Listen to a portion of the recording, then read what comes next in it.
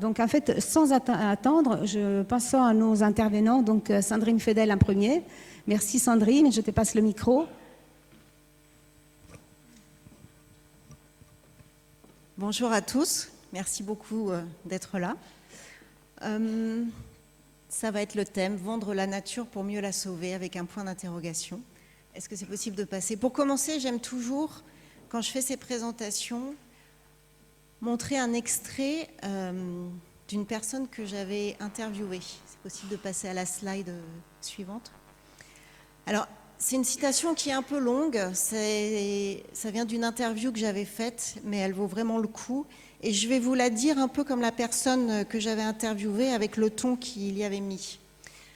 Notre système économique a été créé à une autre époque. Il a été créé il y a des centaines d'années, à un moment où ce qui avait de la valeur, ce qui était rare, c'était le capital, le travail. C'est là que résidait la valeur.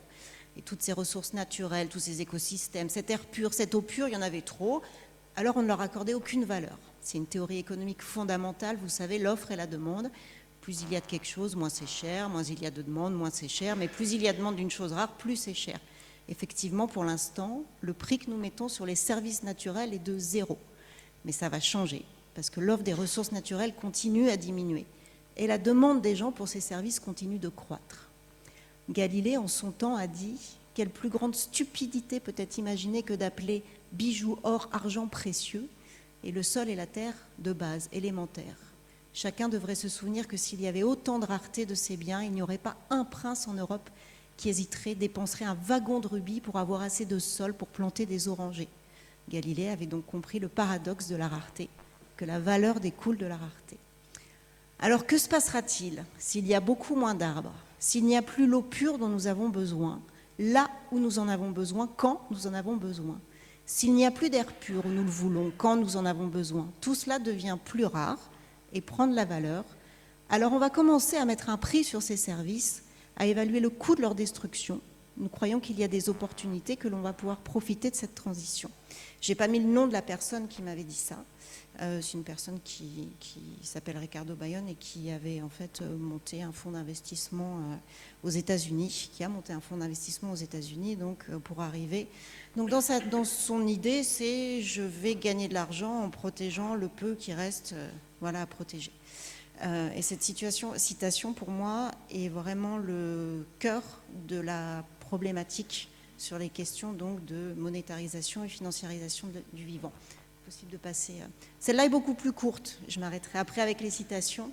Partout dans le monde, le changement climatique est une grave menace, mais lorsque nous utiliserons les opportunités inhérentes à ce changement, il sera possible d'en tirer d'énormes profits. Voilà, Ban Ki-moon, qui est donc l'ancien secrétaire général des Nations Unies. Donc quand j'ai commencé à m'intéresser à cette question, ce que j'entendais beaucoup de la part de financiers, économistes, différentes personnes qui s'intéressaient à ces marchés-là, c'était, et vous savez, jusqu'à aujourd'hui, quand on détruit la nature, que ce soit l'État parce qu'il veut faire une construction d'un hôpital ou d'une école, que ce soit une entreprise pour faire une extraction minière, ce sont des externalités économiques, c'est-à-dire qu'on ne compte pas le prix de ce qu'on détruit. Et donc, comme c'est gratuit, on détruit, et peu importe, on ne s'en rend pas compte. On ne se rend pas compte de à quel point c'est précieux.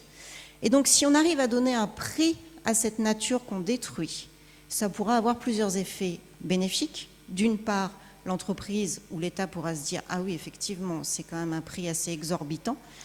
Donc peut-être on va essayer de voir si on a vraiment besoin de ce développement. » La deuxième chose, c'est, même si on en a besoin de ce nouvel aéroport, de cette extension de l'aéroport, par exemple, on va se dire que peut-être on prévoyait de le faire en très grand, on va essayer de le faire en plus petit. Voilà. Et in fine, si on n'arrive ni à se dire qu'on annule le projet ou qu'on réduit le projet, au moins on aura eu de l'argent pour compenser ailleurs, pour arriver à ce que ce développement-là, destructeur, permette ailleurs d'avoir une forme de compensation. Donc c'est pour ça que certains économistes ont commencé, pour qu'on prenne conscience de cette valeur de la nature, à faire des calculs pour mettre des prix. Donc par exemple, la forêt amazonienne, il y a quelques années, alors je n'ai pas regardé si ça avait été réévalué, mais enfin quand je m'étais intéressée à la question et que j'avais fait le documentaire, c'était 240 milliards. Pourquoi 240 milliards? Parce que l'Amazonie, c'est une forêt qui permet aux pays voisins d'avoir énormément de pluie. Et cette pluie, ça favorise l'agriculture. Donc si ça favorise l'agriculture, ça favorise aussi un certain type d'économie. Donc tout ça a fait partie de différents calculs. C'est pour ça qu'ils sont arrivés à ce chiffre de 240 milliards. La pollinisation, pareil, la majorité de ce qu'on mange, de la production agricole, vient de la pollinisation. Donc, si par exemple, parce que c'est le cas dans certains pays, on n'a plus d'abeilles à certains endroits pour assurer cette pollinisation, on est obligé soit de faire ça à la main, donc ça coûte cher, il faut payer les gens, soit alors, comme c'est le cas au sud des États-Unis, où il y a des cultures gigantesques d'amandiers, où il y a presque plus de biodiversité, et comme il y a eu énormément de pesticides, il y a beaucoup moins de pollinisateurs. Donc au moment où ils ont besoin de pollinisateurs, ils font traverser des apiculteurs d'une partie des États-Unis pour aller dans le sud, pour faire ces pollinisations-là. Donc pareil, tout ça, ça a un coût, et ils sont arrivés en tout à ce chiffre-là de 200 milliards.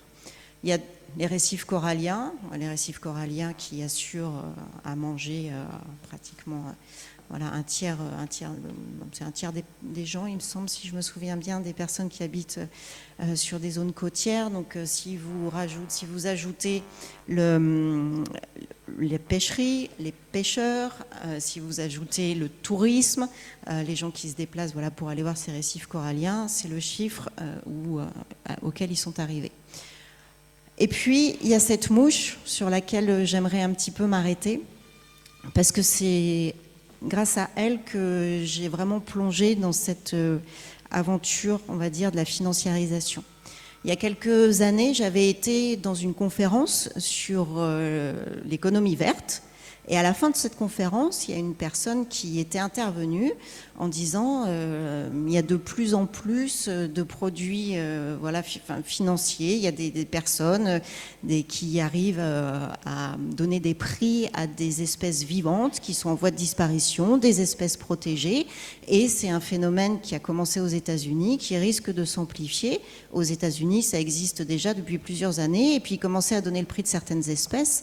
Et comme on était pas longtemps après la crise financière de 2008-2009, je l'ai regardé d'une façon très bizarre, en me disant que ça faisait un peu théorie du complot, qu'il n'y avait pas forcément des prix et de la valeur et des banquiers derrière chaque espèce vivante. Donc je suis allée le voir après la conférence, et il se trouve qu'il avait complètement raison. J'ai découvert à ce moment-là un marché que je ne connaissais pas du tout. Aux États-Unis, les espèces en voie de disparition, les espèces en danger sont sur une liste rouge, et il est absolument interdit, quand elles se retrouvent sur cette liste-là, c'est la loi, de faire tout développement économique. C'est impossible. C'est-à-dire, si un promoteur, quel qu'il soit, veut construire à l'endroit où il y a l'habitat d'une espèce protégée, c'est interdit. Sauf, et c'est là où ça prend tout son intérêt, sauf si une entreprise achète une partie de cet habitat, on va prendre l'exemple de cette mouche, préserve la partie de cet habitat, décide de ne rien faire et vend comme des espèces de crédits, donc des crédits mouches en ce qui concerne cette mouche-là. Ça permet à un promoteur de venir faire le centre commercial qui était prévu, de payer, alors pour le coup, sur cette mouche, c'était 20 millions, de payer 20 millions à cette autre entreprise qu'on va appeler une biobanque, qui, elle, ne fait rien d'autre que préserver l'habitat, pour être sûr que cette espèce-là ne disparaisse pas. Et ça, c'est un marché qui existe aux États-Unis depuis les années 90. Je vais vous en parler dans la slide, dans la slide d'après. Dans les années 60-70, aux États-Unis, c'était assez consensuel entre les démocrates et les républicains, la préservation de la nature. Ce n'était pas un enjeu on va dire, très conflictuel. Ils étaient assez d'accord sur les mesures qu'il fallait prendre. Ça a vraiment changé au moment où Ronald Reagan est arrivé au pouvoir.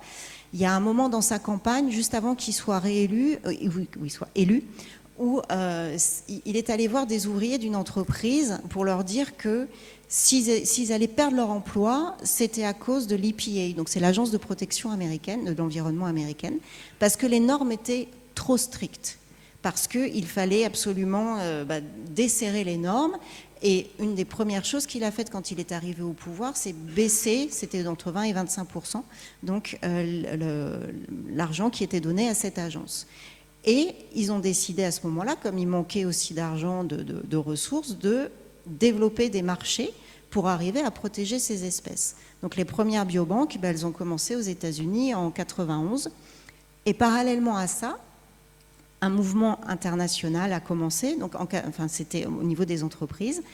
En 1992, c'est la conférence internationale de Rio. Et à Rio, il y avait à ce moment-là très très peu d'entreprises.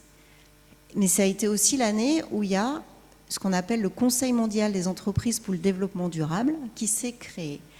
Et l'objectif de cet organisme, c'était d'arriver à ce que les entreprises intègrent les négociations internationales. On se disait, on est vu toujours comme le problème, nous on veut montrer qu'on peut faire partie de la solution. Et c'est tout le travail qui a été fait pendant une vingtaine d'années où ils ont réussi, après, c'était 2012, à avoir 2700 entreprises et les chiffres n'ont fait qu'augmenter plus tard. Et donc ce mouvement il y a des marchés qui existent, je vous ai parlé des États-Unis sur les biobanques, mais il y a d'autres pays, mais il y a d'autres pays dans lesquels ça existe, donc comme par exemple aussi l'Australie. Parallèlement, il y a eu ce mouvement avec les entreprises au niveau international et ça a permis au fur et à mesure d'arriver, c'est possible à slide, à développer certains marchés. Et c'est aussi parallèlement à ça le moment où les États au niveau international ont soit eu moins d'argent au niveau public, soit ont décidé de mettre moins d'argent. Ce qui fait que sur la préservation de la biodiversité, il y a eu des soucis avec les ONG, ont eu énormément de mal à trouver des financements. Donc ces ONG-là, certaines ONG se sont aussi dit comment on va faire pour arriver à faire cette protection-là de la nature. Et donc il y a différentes ONG, là j'en cite deux, non c'est avant, pardon. Il y a différentes ONG, donc par exemple le WWF International, qui ont décidé quelque part de s'intéresser à ces nouveaux marchés naissants de la nature. On parlera un peu plus en détail sur le fonctionnement. Je vous ai mis la photo de l'ancien, il est parti il n'y a pas très longtemps, de Pavan Sukhdev. Pavan Sukhdev, c'était un banquier à la Deutsche Bank. Et c'est lui qui a réussi à donner un prix à la nature pendant plusieurs années. C'est lui, pour l'Union européenne, qui a donné des prix sur les différents services donc écosystémiques, les services rendus par la nature. Et il a rejoint après le WWF International.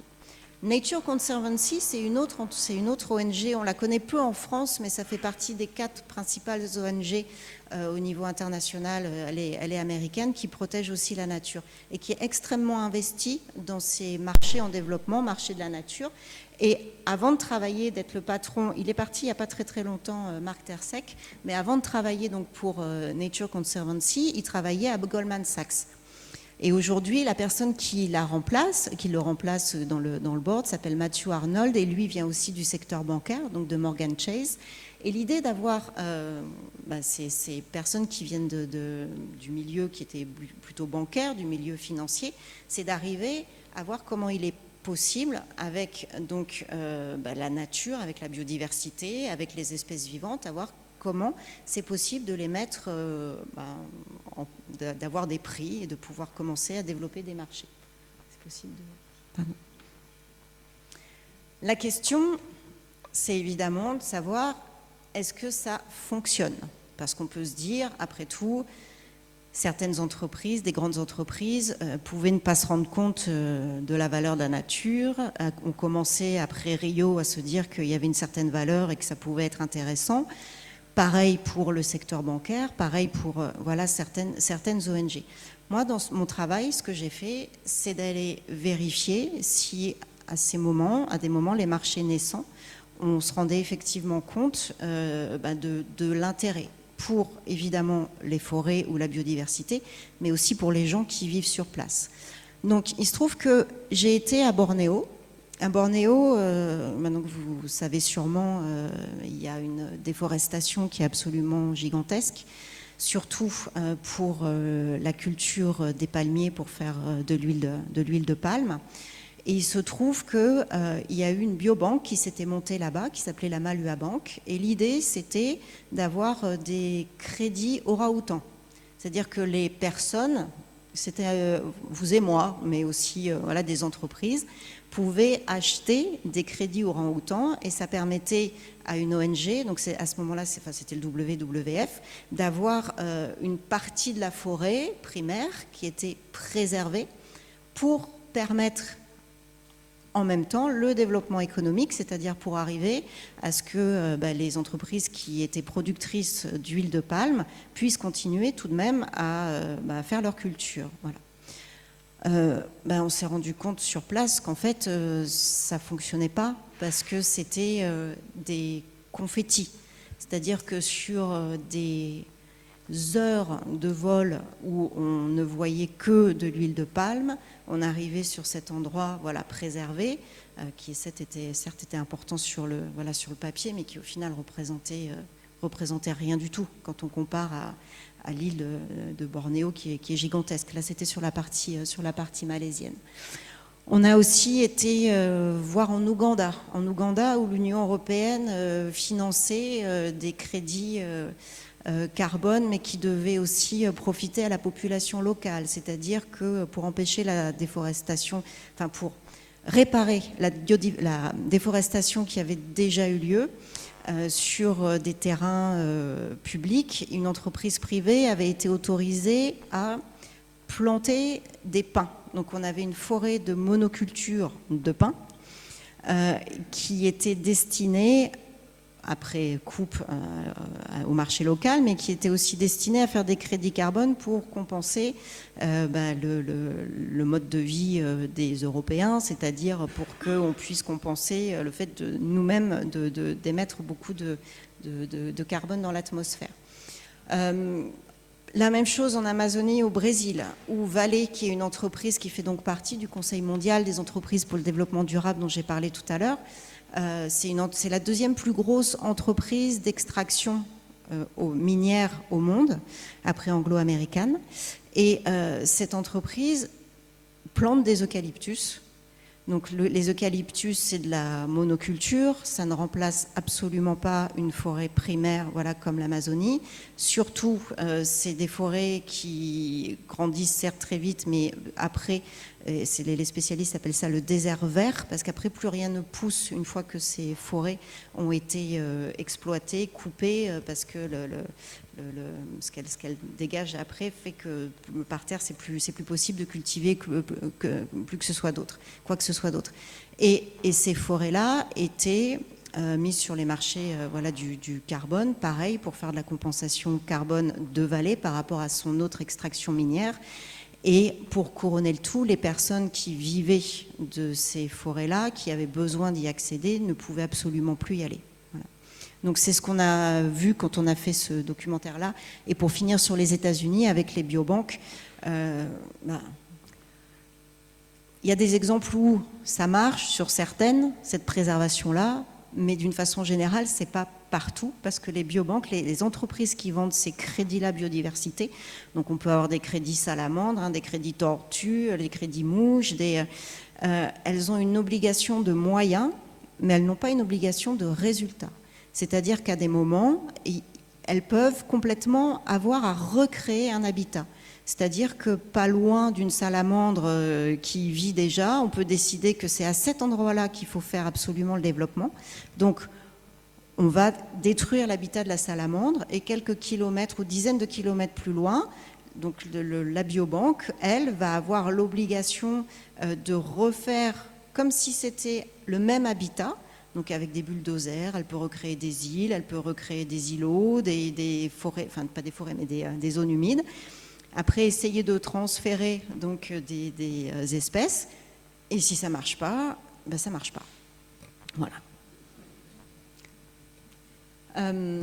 Donc sur la suite, malgré ces échecs, ce qu'on peut voir, et là Frédéric va plus détailler, c'est que pourtant ça continue. C'est-à-dire que ces marchés, quelque part, ils ne sont pas au niveau, à part le marché du carbone, mais c'était sur une autre échelle, ils sont régionaux ou nationaux, ils ne sont pas internationaux pour l'instant, et ils ne sont pas encore dans tous les pays. Et pourtant, ce qu'on voit, les propositions vers lesquelles on tend maintenant, c'est d'arriver quand même à amener la conservation là-bas. Donc par exemple, on a une obligation rhinocéros qui est sortie, donc c'est la plus grosse obligation qui a été mise là sur le marché. Donc l'idée, c'est vous êtes un fonds souverain ou vous êtes un investisseur et vous décidez d'investir dans cette obligation-là. Donc si au bout de 5 ans, la population de rhinocéros en Afrique du Sud a bel et bien augmenté, eh ben vous êtes payé en retour, donc avec intérêt. Par contre, si la population des rhinocéros, ce qui a été mis en place pour les préserver, ne fonctionne pas, vous ne retrouverez pas vos gains. Voilà. Donc on peut se dire aussi, c'est intéressant comme ça sur le papier, sauf que déjà là maintenant, alors que ça fait je crois même pas 1 an que cette obligation a été mise sur le marché, comme il y a une inflation un peu générale dans le monde et qui touche aussi ces obligations-là, c'est-à-dire qu'elles deviennent déjà moins rentables que ce qui était prévu sur le départ. Donc il se pose la question de savoir si c'est une bonne façon de protéger les rhinocéros. Il y a aussi une proposition de dette contre nature. Ce n'est pas qu'une proposition, ça existe déjà, de dette contre nature. C'est-à-dire que certains pays endettés, je vais vous prendre un exemple très précis, c'est le Belize. La proposition, c'est de baisser le remboursement de la dette. C'est que l'ONG dont je vous parlais tout à l'heure, qui s'appelle The Nature Conservancy, rachète quelque part cette dette, mais en ayant une réduction, en passant par une banque. Et avec cet argent-là, l'idée, c'est d'arriver à conserver une partie de l'océan pour avoir des eaux qui sont en meilleur état et puis qui sont des récifs coralliens préservés. Sauf que ce qu'on voit déjà, c'est que déjà cette baisse de dette, elle n'est pas si importante que ça.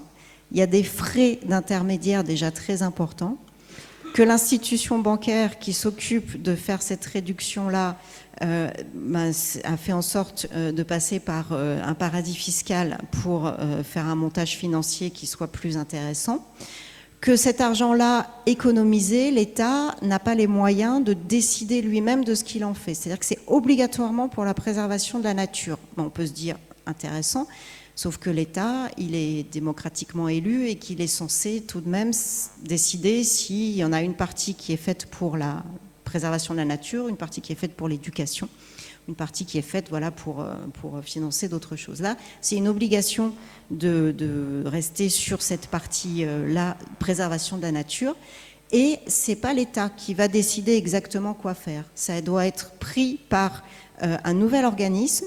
L'argent va à cet organisme-là. Très souvent, c'est bien supérieur au montant que l'État peut mettre par ailleurs sur la préservation de la nature. Et dans ce nouvel institut, obligatoirement, il y a des gens qui sont de Nature Conservancy, de cette ONG, qui sont dans le board et qui doivent décider. Et là, ce qu'on voit, c'est qu'il y a une préservation qui est faite sur... on va faire en sorte qu'il y ait quand même du tourisme qui soit là.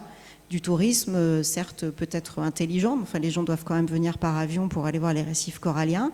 Donc c'est pour développer le tourisme et aussi pour développer des élevages de pêcherie. Voilà, pas pour préserver les petits pêcheurs, mais pour arriver à préserver, ou même construire des élevages de pêche. Voilà. Donc ça pose beaucoup de questions et ce montage-là de dette contre nature, c'est poussé énormément au niveau international pour l'instant, en disant que c'est des bonnes idées pour arriver à financer la protection de la nature dans des pays où c'est un peu compliqué. Voilà. Et pour finir, alors c'est une nouvelle proposition. Je vous ai mis ce tableau parce que je le trouvais assez... En Australie, il y a déjà un marché qui existe dans le Queensland, c'est dans une province. Et on voit pour la destruction des habitats, selon les types d'habitats, combien une obligation peut coûter. Donc pour les koalas, si vous voulez détruire une partie des habitations, c'est 399 $. Pour les escargots, c'est 300. Voilà, sachant que là, pour l'instant, c'était dans une seule province et que l'Australie... Australien. Non, non, par obligation. Oui, c'est ça. Et donc l'Australie va cette année développer vraiment un marché réparation de la nature.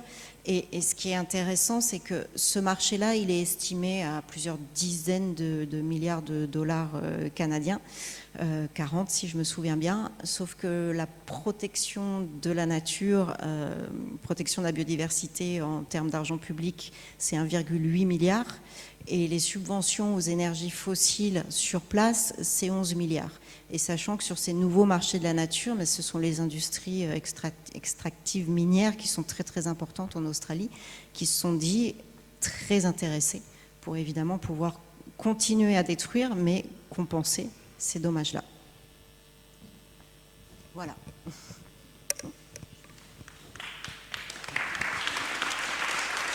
Bonsoir. Merci beaucoup pour l'invitation ce soir. Donc moi, effectivement, après une première carrière sur les marchés financiers, je travaille aujourd'hui à analyser en fait tous ces nouveaux mécanismes de marché appliqués aux politiques environnementales. C'est quelque chose qui existe depuis maintenant une quinzaine d'années sur les marchés carbone, les permis de polluer que je pense vous connaissez tous. En ce qui concerne la biodiversité, en revanche, c'est beaucoup plus nouveau.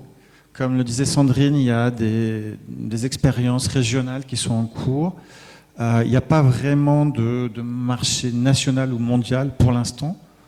En revanche, c'est sur le point d'arriver probablement en 2024 sous l'égide de la France et du Royaume-Uni. Donc je vais essayer de vous faire un peu un état des lieux et rapide de ce qui est. Donc premièrement, en fait, effectivement, tout ça est basé sur une reconceptualisation de la nature appelée capital naturel, qui est en fait, on considère que la nature est un ensemble de services au service pour le bien-être humain, et tout le reste étant considéré comme inutile et méritant pas d'être préservé. C'est une conception qui est absolument simpliste, qui n'est absolument pas scientifique, c'est un terme économique, mais c'est quelque chose qui a beaucoup de traction. Aujourd'hui, par exemple en France, vous avez l'État qui fait ce qu'on appelle de la comptabilité durable, c'est-à-dire de la comptabilité en capital naturel, ce qui revient à ce que disait Sandrine, c'est-à-dire mettre un prix sur la valeur de ces services écosystémiques. Je vais pas rentrer dans les détails des méthodologies à ce stade-là, mais c'est des méthodologies qui ont été amplement déconstruites, qui sont pleines de biais. Il y a un cadre méthodologique principal qui a été développé par l'ONU et adopté en 2021 avec l'acronyme barbare de SEEA-EA. Si ça vous intéresse, on pourra rentrer dans le détail de ces méthodologies, mais même l'ONU reconnaît que les valeurs monétaires qu'on obtient sont pleines de biais, ne représentent certainement pas la valeur de la nature, mais dans le meilleur des cas, une borne basse de la valeur. C'est problématique, ceci dit, parce qu'elles sont utilisées comme si elles représentaient une valeur. Alors, l'approche selon laquelle mettre un prix sur la nature permettrait de la sauver, il a aussi été amplement montré dans la littérature académique que c'était basé sur des hypothèses fausses. C'est basé sur l'idée que les réglementations environnementales classiques ont échoué. Or, ce n'est absolument pas le cas, en fait. Quand vous regardez, par exemple, l'interdiction des gaz aérosols qui causaient le trou dans la couche d'ozone, ça a très bien fonctionné, l'interdiction de l'amiante, etc. Historiquement, on voit que les réglementations environnementales contraignantes fonctionnent très bien. Simplement, on n'en a pas mis en place suffisamment parce qu'elles génèrent énormément d'opposition politique, notamment de la part des lobbies. Donc c'est une première contre-vérité. L'idée selon laquelle polluer serait actuellement gratuit est aussi fausse. Il y a un certain nombre de réglementations en place et si vous polluez une rivière ou autre, bien, vous payez une amende.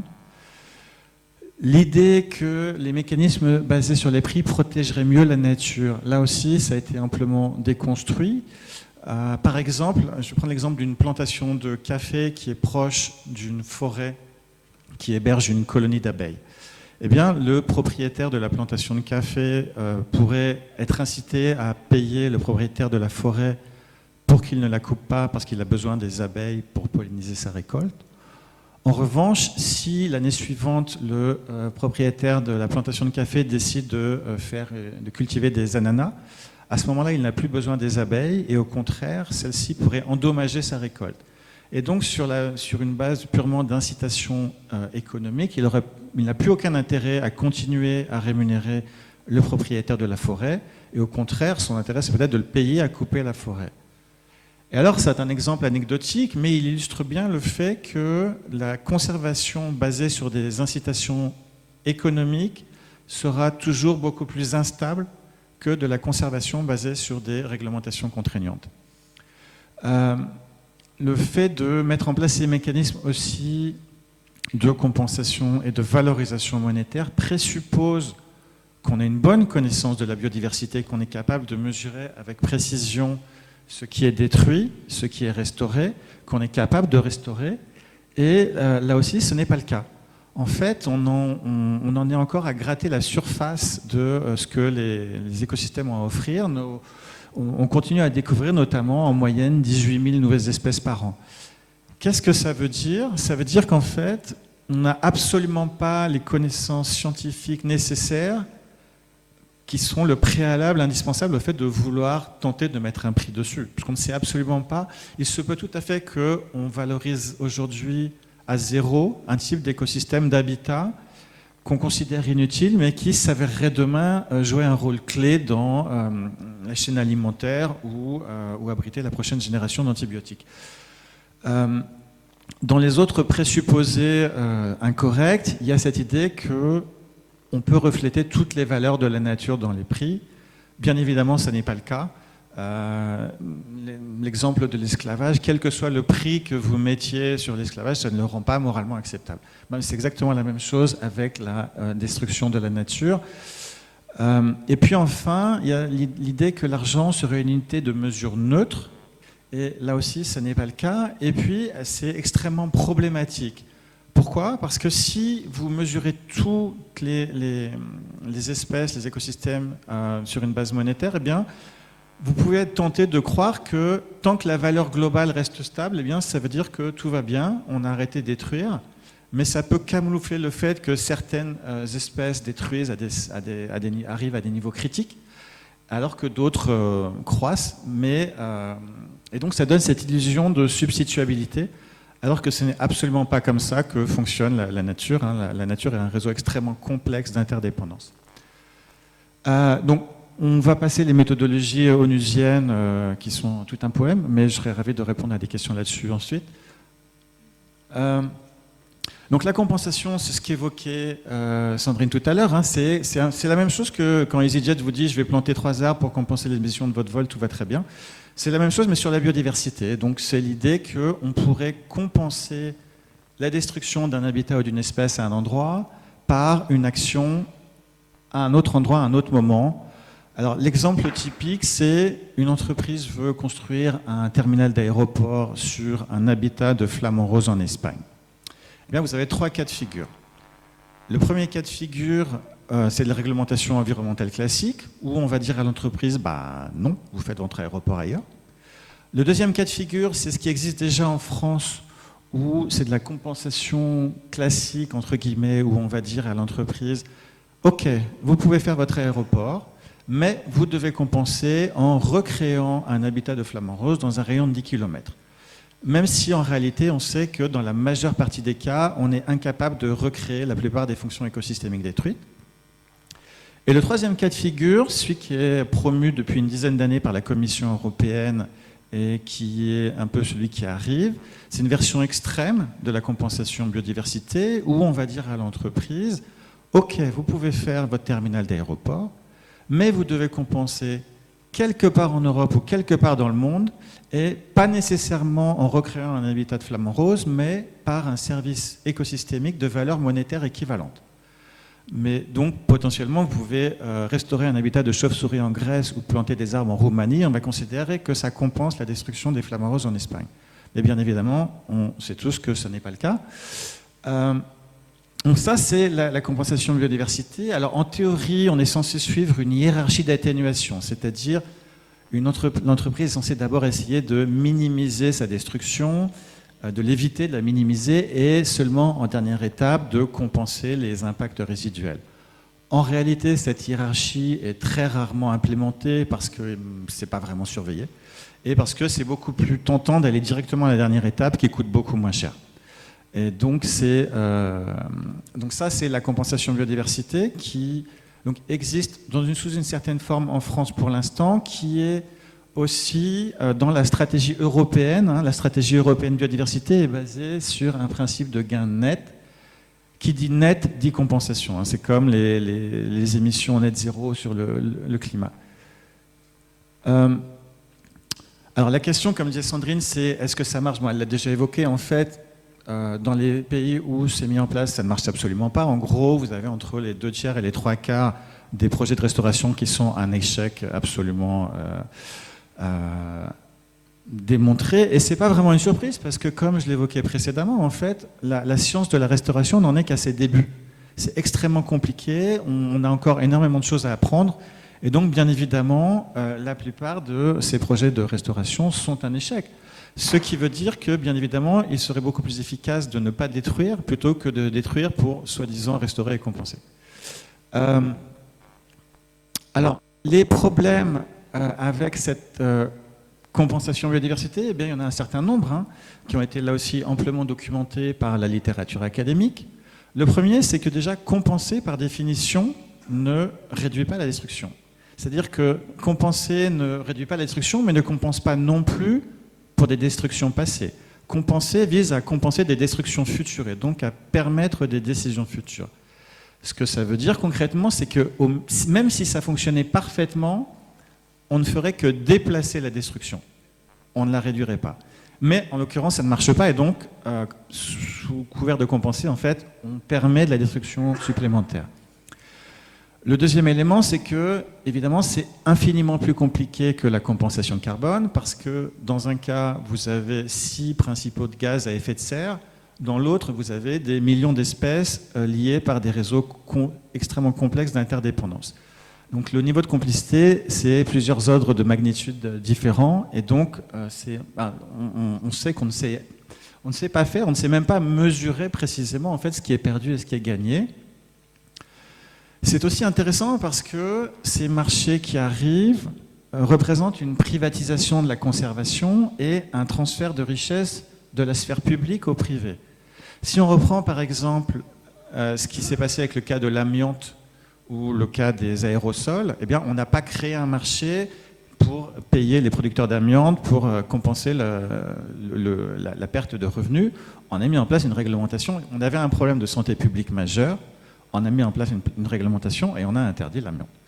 Là, au lieu de mettre en place des réglementations environnementales qui disent on est entré dans la 6e vague d'extinction des espèces, on a besoin d'arrêter de moins bétonner partout, eh bien non, il y a cette proposition de créer un marché et de permis de détruire la biodiversité, similaire au permis de polluer sur le carbone, et des permis qui sont librement négociables et donc sur lesquels on peut spéculer. Et puis aussi, c'est un transfert de souveraineté. Ça veut dire que de facto, on va laisser des marchés financiers décider le prix de ces crédits et donc décider quelles actions de restauration, quelles actions de conservation vont être prises sur la base évidemment de considérations financières à court terme.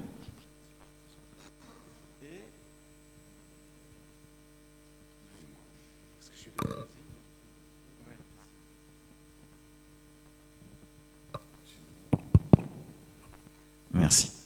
Et bien évidemment, il est extrêmement peu probable que les choix des marchés correspondent aux priorités écologiques des gouvernements.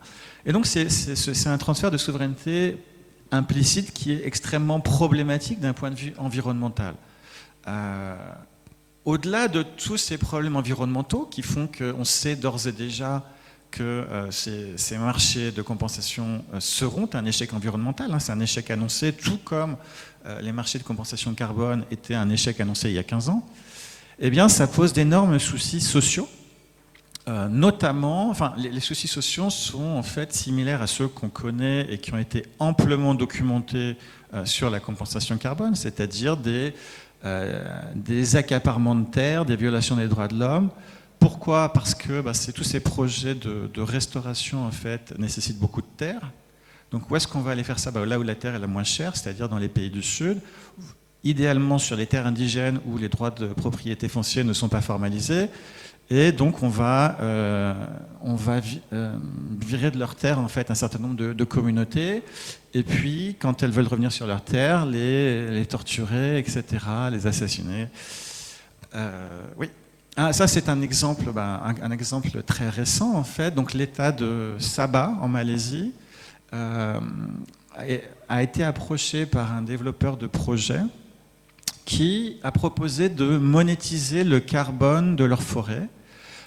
Et alors, ce développeur de projet qui n'avait aucune expérience, qui était d'ailleurs, c'était une équipe de 3 personnes dirigée par un chirurgien de Hong Kong, a approché le gouvernement local et a voulu leur faire signer cet accord dans lequel le gouvernement acceptait de céder les droits de monétiser le carbone de la forêt, mais pas seulement le carbone, mais aussi de tous les bénéfices de capital naturel, terme qui n'était pas défini dans l'accord, donc c'est un chèque en blanc, en fait, tout ce qu'on pour les 100 prochaines années, sans aucune consultation préalable des communautés locales.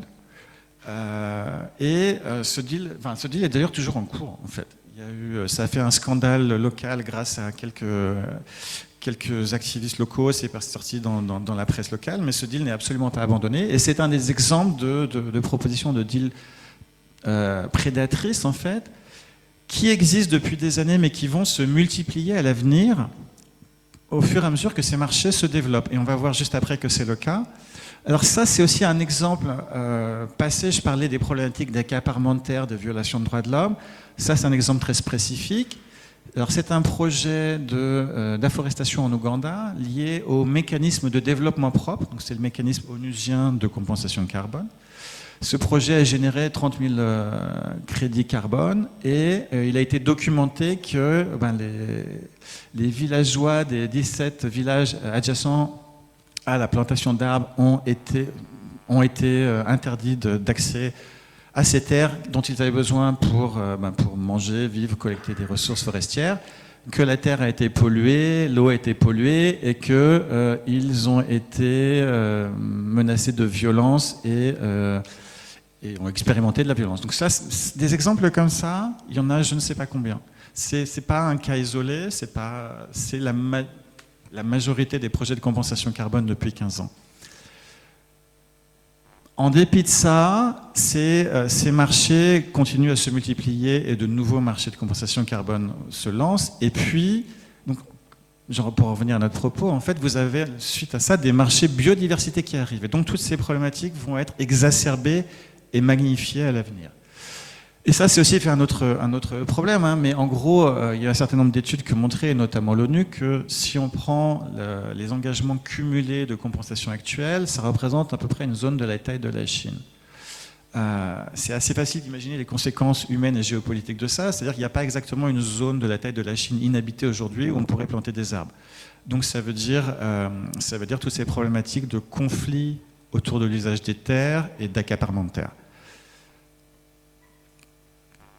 Alors, pourquoi ? Le pourquoi, en fait, est assez classique et pas vraiment une surprise. C'est le même que sur les politiques climatiques. En gros, un certain nombre de gouvernements des pays du Nord et une partie de leur population ne veut pas changer de mode de vie. Et donc, en fait, ces marchés de compensation permettent de détourner la conversation, le débat public du besoin de réglementation environnementale plus stricte qui imposerait de détruire moins, vers ne vous inquiétez pas, on peut continuer comme avant, on peut continuer à bétonner partout, on va compenser, idéalement dans les pays pauvres, là où la terre est pas chère. Et au passage, on va créer une nouvelle classe d'actifs extrêmement profitable. Alors là, il y a un chiffre qui fait saliver tout le monde depuis 2 ans. C'est un chiffre du Forum économique mondial qui estime que la finance carbone et biodiversité représente une opportunité de business annuel de 10 000 milliards de dollars. Et vous avez beaucoup de gens qui veulent une part de ce gâteau-là. Et vous avez notamment 3 pays qui veulent avoir une grosse part qui veulent le nouveau Wall Street vert. Vous avez l'Angleterre, la France et l'Australie qui sont réellement à la pointe là-dessus. Et alors, en fait, là aussi, il n'y a rien de nouveau, hein. Il y avait George Bush Senior qui avait déclaré au sommet de Rio en 92 « Le mode de vie américain n'est pas négociable ». Tout est dit, hein, tout est dans l'incroyable brutalité et stupidité de cette phrase. Quand vous avez dit ça, vous avez dit « on va continuer à détruire et puis on ne va absolument pas changer ». Et tant pis pour... tout en sachant très bien ce que ça veut dire en termes d'impact humain pour les décennies à venir. Hein. Vous avez une étude, un article académique interdisciplinaire qui était sorti il y a quelques années, dont j'étais un des co-auteurs, donc je suis un peu biaisé, mais que je trouve néanmoins intéressant, qui interrogeait en fait un certain nombre d'experts dans plein de disciplines en demandant qu'est-ce qui explique 30 ans d'échec à stopper le changement climatique. Et ce qui était intéressant dans cet article, c'est qu'en fait, il y avait un fil rouge qui émergeait de toutes les disciplines. C'est-à-dire que toutes les disciplines aboutissaient à la même conclusion, c'est qu'il ne s'agissait absolument pas d'un manque de prise de conscience des gouvernements, et il ne s'agissait absolument pas non plus d'un manque de solutions. C'était une question de dynamique de pouvoir et de défense d'intérêts acquis. Et quand vous avez dit ça, vous avez dit beaucoup de choses. Et ça explique... voilà. Je vais finir avec une citation quand même qui est à mon sens intéressante parce que en fait c'est un secret de polichinelle, c'est-à-dire que moi je suis basé à Bruxelles, je discute beaucoup avec des responsables politiques, etc. Et en fait tout le monde sait que ça ne marchera pas. Enfin c'est pas du tout une surprise. Quand je travaillais sur ces sujets-là, sur le changement climatique à l'époque, j'ai vu que ces marchés donc sont un échec quand même assez spectaculaire depuis 15 ans. Hein, sur le marché carbone, on parle de 90% d'échecs. Et malgré ça, on continue à en créer de nouveaux. Je me disais, mais qu'est-ce qui explique le fait de vouloir continuer dans une voie qui est un échec quand même assez patent, avec des failles conceptuelles amplement documentées, etc. Et alors je me disais, la seule chose qui a du sens, c'est qu'on fait face à un choix où il n'y a pas de bonnes opportunités, où soit vous êtes un gouvernement qui décide d'agir de façon décisive, et vous allez être extrêmement impopulaire, très certainement pas réélu et probablement causer une récession. Soit vous décidez de ne pas agir, ou alors agir à la marge, ce qui revient à peu près à la même chose, tout en sachant très bien ce que ça veut dire en termes de centaines de millions de migrants climatiques dans les décennies qui viennent et de milliards de morts d'ici la fin du siècle. Et quand on regarde non pas les discours, mais les propositions de loi qui sont mises en place, eh bien, il semblerait qu'on ait choisi la deuxième option, mais juste on ne peut pas le dire en public. Et je me disais quand même, c'est un peu sombre, c'est un peu limite théorie du complot. Et je voulais en discuter, j'en discutais donc avec un certain nombre de gens. Et je me suis retrouvé à un cocktail avec les attachés financiers de la plupart des États membres, où j'en ai parlé avec l'attaché senior du Royaume-Uni, où je lui ai tenu exactement ces propos. Il m'a dit, bah oui, comme si j'avais dit le truc le plus banal de la Terre. Et puis, j'ai eu cette conversation aussi avec le patron d'une boîte de lobbying à Bruxelles, qui m'a dit, et je vous restitue la conversation parce que c'est la conversation la plus choquante que j'ai eue dans ma vie, mais qui est quand même assez révélatrice, où il m'a dit mot pour mot, il m'a dit, écoute, ça ne sert absolument à rien de faire quoi que ce soit pour le changement climatique en Europe, ça va juste tuer notre compétitivité et bénéficier aux Chinois. Dans tous les cas, on sait que tous les pauvres vont mourir. La bonne nouvelle, c'est que ça va nous débarrasser de l'islam. Est-ce que tu veux un autre café ? Et ce que je veux dire par cette conversation qui n'engage bien évidemment que lui et qui est absolument odieuse, c'est qu'il y a une espèce de cynisme assumé et je ne connais pas un seul financier ou responsable politique qui pense sincèrement que ces marchés vont fonctionner. Donc il y a une hypocrisie, un cynisme absolument colossal sur les sujets, mais qui en revient en fait toujours aux vieilles problématiques, hein, qui sont des problématiques de partage du gâteau. Hein. Donc où on en est aujourd'hui ? Eh bien aujourd'hui, vous avez un certain nombre de lobbies qui sont extrêmement actifs pour promouvoir ces marchés-là. Et il y a énormément de choses qui se passent. En fait, on en est aujourd'hui sur la biodiversité, là où on en était il y a 15 ans sur le climat, on est à l'aube de marchés nationaux et mondiaux sur des permis de détruire la biodiversité. Sandrine, tu peux mettre la diapo suivante, s'il te plaît. Et alors, vous n'allez pas entendre parler de compensation biodiversité parce que en Europe continentale, en fait, on sait que la compensation ne compense pas. C'est un petit peu décrédibilisé, ça a une très mauvaise image. Donc, ça a été renommé crédit biodiversité ou certificat biodiversité, mais la substance est exactement la même. Je serais ravi d'en discuter plus en détail lors de questions. Ça a été amplement démontré. Un autre élément qui est absolument clé, c'est le fait que pour l'instant, tous ces marchés de compensation étaient des marchés volontaires. C'est-à-dire que c'était des marchés anecdotiques, il n'y avait pas vraiment de demande, ça n'a jamais vraiment fonctionné, c'était des marchés de niche. Ce qui arrive aujourd'hui, c'est qu'il y a un énorme push pour en faire des marchés réglementaires, c'est-à-dire où vous allez avoir une obligation légale de compenser. Concrètement, ça veut dire un changement d'échelle absolument complet et une multiplication exponentielle des problématiques d'accaparement de terre, entre autres choses. Vous avez l'Angleterre qui est en train de lancer 4 marchés sur la nature. Le premier étant le carbone. Ils en ont lancé un en marche qui est ce qu'ils appellent le Nutrient Mitigation Market. C'est autre chose, c'est un marché de permis de polluer les rivières. Et ils devaient lancer en novembre, un marché réglementaire de compensation biodiversité dans lequel, par exemple, à partir du mois de novembre, en théorie, si vous vouliez obtenir un permis de construire, eh bien, vous avez l'obligation de compenser 110% de votre destruction. Donc on est en plein dans la compensation réglementaire. Bon, ce marché a pris un peu de retard. Donc l'Angleterre est à la pointe de ça, l'Australie aussi, comme l'évoquait Sandrine précédemment. Et puis et surtout, vous savez, la France et le Royaume-Uni qui ont lancé un partenariat pour créer un marché de crédit biodiversité mondial qu'ils devaient présenter à la COP 28, mais ils ont pris du retard, donc ça ne sera probablement pas le cas, mais qui est censé être prêt pour la COP 16, donc la COP biodiversité en 2024. Donc ça avance extrêmement vite. Il y a une espèce de guérilla linguistique sur les sujets, donc c'est camouflé sous des euphémismes. Vous n'entendrez jamais les termes compensation biodiversité, mais vous allez entendre solutions fondées sur la nature, économie positive pour la nature ou certificat biodiversité, qui regroupe exactement cette réalité-là. La Commission européenne aussi soutient totalement ces projets. Et vous avez Verra, qui est une des plus grosses entreprises de certification carbone actuellement dans un certain nombre de scandales, qui est en train d'organiser des webinaires hebdomadaires auprès des communautés indigènes pour leur expliquer pourquoi ils devraient monétiser leur biodiversité et leur carbone. Et donc les échéances absolument cruciales qui arrivent sont la COP 28 et la COP 16. Cette COP 28 ne va pas être juste une COP climat, elle va être une COP tout autant climat que biodiversité. Malheureusement, la partie biodiversité est généralement très peu reportée par les médias. Mais il va y avoir énormément de choses et oui, on peut voilà.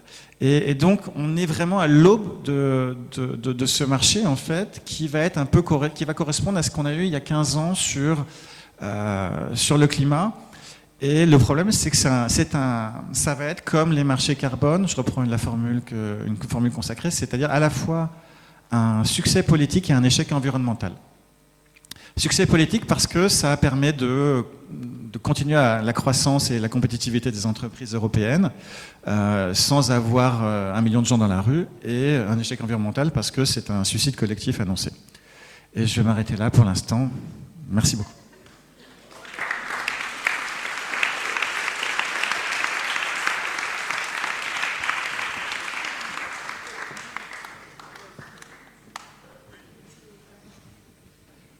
Merci pour ces 2 interventions chirurgicales pour explorer la question de la financiarisation. On va passer à vos questions, vos remarques, vos réactions. On souffle 20 secondes. On va prendre peut-être on prend 2, 3... À 4 questions, alors, voilà. Tu rigoles, d'accord. Okay. On va prendre 2, 3 questions, non? Et après on se dispatche. Déjà, merci beaucoup pour ces interventions, c'était très intéressant. Je travaille pour un producteur d'énergie photovoltaïque qui investit dans la restauration de la nature. Donc, c'est bien, ça m'a apporté un nouvel éclairage, même si je partage absolument tout ce qui a été dit pour le vivre au quotidien à Bruxelles et dans les ministères. J'ai quand même quelques questions parce que j'ai encore envie de me lever demain matin et d'exercer mon métier que j'ai choisi parce qu'il donnait du sens et qui me permettait de sortir de mon éco-anxiété. Donc je veux bien y replonger ce soir, mais j'aimerais bien quand même sortir avec quelques pistes. Le marché du carbone est un échec, ça c'est clair, c'est un horrible échec. La question sur laquelle on travaille nous actuellement, c'est comment le rendre plus vertueux. Est-ce qu'il est améliorable? Voilà, donc ça c'est la première question.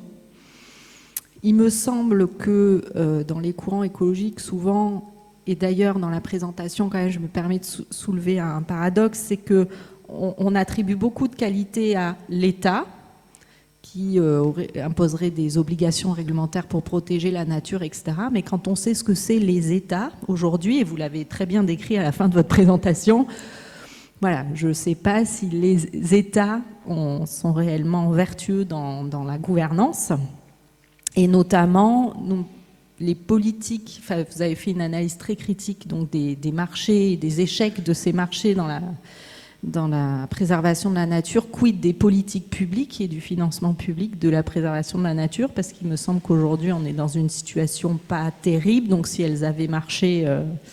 Donc ça c'est ma deuxième question, et je termine avec une dernière. Vous avez beaucoup fait le lien entre restauration et compensation. Alors c'est vrai que nous on envisage la restauration comme de la vraie restauration, c'est-à-dire qu'il y a énormément de sites naturels dégradés aujourd'hui, et qu'on travaille avec beaucoup de scientifiques pour vraiment les restaurer, quoi, sans aller compenser. Alors, on va peut-être répondre déjà, il y a beaucoup d'éléments. Ouais. Alors, dans le désordre, sur la question du financement, c'est très intéressant. C'est effectivement souvent les promoteurs de cette privatisation des politiques de conservation disent « oui, mais ça coûte trop cher pour les finances publiques, etc. » Alors c'est extrêmement discutable. Quand vous creusez le détail des chiffres, déjà les réglementations environnementales qui imposent une réduction de la destruction du type loi littorale, par définition ne coûtent rien en tant que tel. Alors après il y a des mesures d'accompagnement, etc.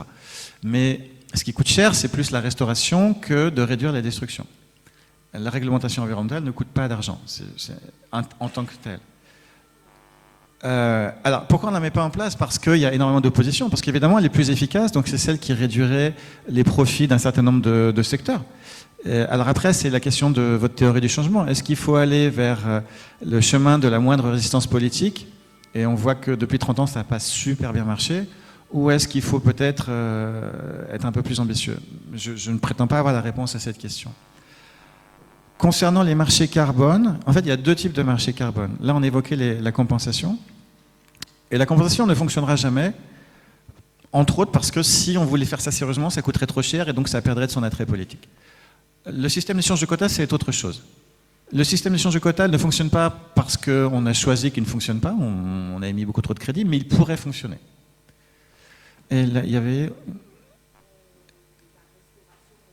Alors oui, c'est important de clarifier que la restauration intrinsèquement n'est pas une mauvaise chose. Mais c'est une bonne chose uniquement dans la mesure où elle vient en complément de et non pas à la place de réduire la destruction. Or, quand vous avez des politiques comme la politique européenne, par exemple, qui est basée sur un principe de gain net, eh bien, elle mélange dans un indicateur unique nos progrès en matière de réduction de la destruction et de restauration. Et donc, elle transforme toute restauration de facto en compensation. Et c'est évidemment problématique parce que la restauration, comme on l'a vu, coûte beaucoup moins cher que de réduire la destruction et donc est beaucoup plus tentante, mais elle fonctionne beaucoup moins bien. Voilà. Je sais pas si tu...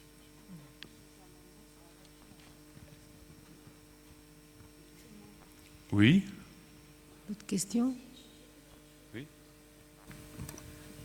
Sur le coût, quand j'ai fait le documentaire, c'est le commissaire de l'époque, le commissaire européen à l'environnement, qui m'a dit lui-même en interview, on n'a pas les finances. On n'a pas les finances et donc c'est pour ça qu'on est obligé d'aller chercher l'argent ailleurs.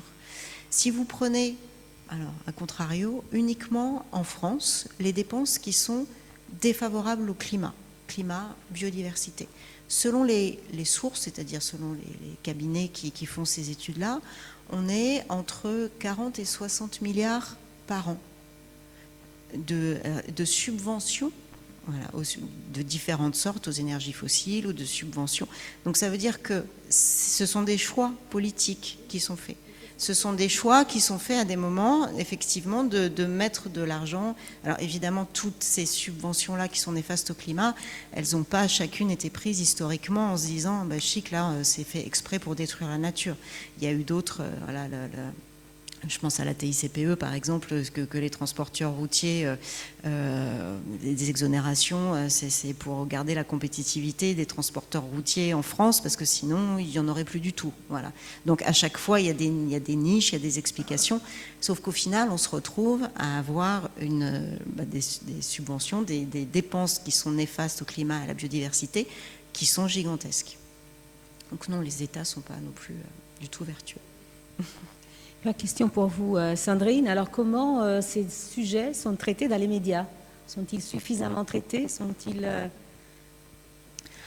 Alors, si on parle du sujet d'aujourd'hui, voilà, quand vous dites ces sujets en général, sur les questions de crédit biodiversité, crédit carbone, non, pas du tout. Et alors, j'avais trouvé des chiffres, là je les ai lus ce matin, et ils étaient tellement incroyables, enfin je les ai relus ce matin parce que je les avais déjà vus. Aujourd'hui en France, il y a encore 28% des gens qui pensent que le changement climatique est réel, mais il n'est pas d'origine humaine. Et c'est plus 7 points en 4 ans. Et 9% des Français qui pensent que c'est faux, il n'y a pas de réchauffement climatique.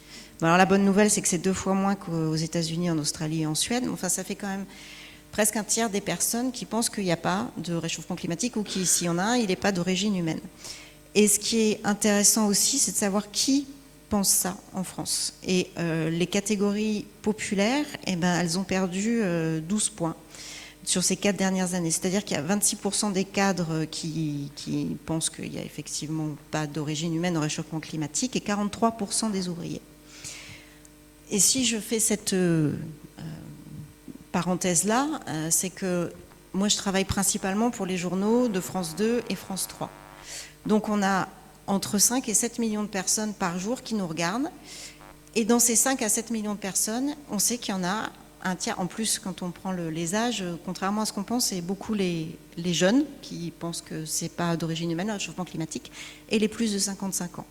Alors sur les journaux de France 2 et France 3, on n'est pas tellement sur les jeunes encore, c'est pas l'audience. Maintenant, sur les plus de 55 ans, c'est le cas. Ça veut dire qu'il y a une très forte proportion des personnes qui regardent des journaux télévisés et qui sont persuadées qu'il n'y a pas de réchauffement climatique ou qu'il n'est pas d'origine humaine.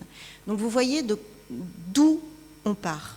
On a lancé il y a moins d'un an, il y a 6 mois, tous les jours, au moment de la météo, ce qui s'appelle le journal Météo-Climat. C'est-à-dire qu'il y a des questions de téléspectateurs et c'est des scientifiques qui répondent à ces questions-là. Une énorme partie des questions qu'on reçoit, c'est comment on est sûr qu'il y ait bien un réchauffement climatique et comment on est sûr que c'est bien d'origine humaine. Donc, c'est de là qu'on part.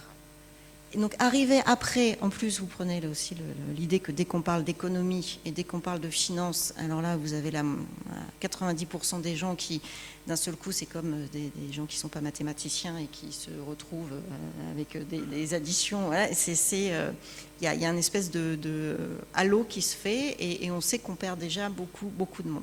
Et on part tellement de loin, et pourtant ce travail-là, il est nécessaire, mais c'est très très compliqué, du coup, d'expliquer, en partant d'aussi loin, tous ces détails-là. On est beaucoup plus dans les journaux, je ne parle pas des magazines, mais a déjà essayé de faire comprendre les implications, les conséquences en termes de migration humaine, et ce n'est pas que des migrations internationales, hein, ça va être des migrations aussi à l'intérieur de l'Europe, les conséquences rien qu'en France sur l'érosion côtière, mais ça veut dire que, il y a quand même un tiers des gens en regardant les journaux, qui se disent qu'on dit n'importe quoi quand on parle des maisons fissurées, qui sont en France une des principales conséquences du réchauffement climatique. Il y a quand même 3 millions de personnes qui vont se retrouver avec des maisons, qui sont déjà avec des maisons pratiquement inhabitables, que l'érosion côtière et la montée des eaux va faire qu'il va y avoir une partie des côtes qui seront absolument pas habitables non plus.